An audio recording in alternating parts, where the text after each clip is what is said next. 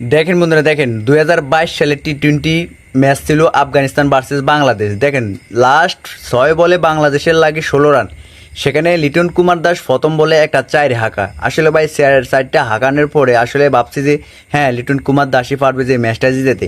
তারপরে বলটা দেখেন, তারপরে বলে কিন্তু লিটন কুমার দাস বিশাল একটা চক্কা মারে নাবিউল হকেরে। দেখেন বিশাল একটা চক্কা মারার পরে দিয়ে আসলে ভাই মনে এত আশাবাদী ছিলাম আমরা যে হয়তো লিটন কুমার দাসে পারবে আমাদেরকে ম্যাচটা জিতিয়ে দিতে। দেখেন তৃতীয় নম্বর বলটা আপনার ডট হয়েছে। দেখেন লিটন কুমার দাস সেখানে একটা রান লিয়ে শান্তকে দিছে, নাজমুল হাসান শান্তকে দিছে। দেখেন নাজমুল হাসান শান্ত 14 নম্বর বলটা ডট খাইছে। আসলে ভাই বুঝতে পারতেছি না, 2 বলে 5 রান লাগে, 2 বলে যেখানে 5 রান লাগে সেখানে নাজমুল হাসান শান্ত বল ডট খায়।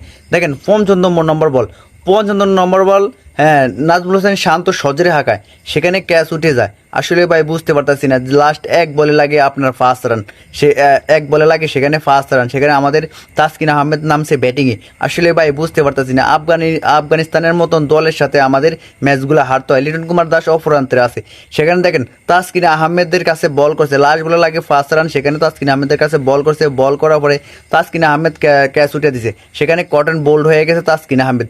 আসলে ভাই বুঝতে পারতেছি না, ফাঁকের সাথে সেখানে আমরা ম্যাচটা হারতে হইলো। আসলে ভাই খুবই দুঃখজনক একটা বিষয় যে 2022 সালে আমরা আফগানিস্তানের কাছে ম্যাচটা হারলাম।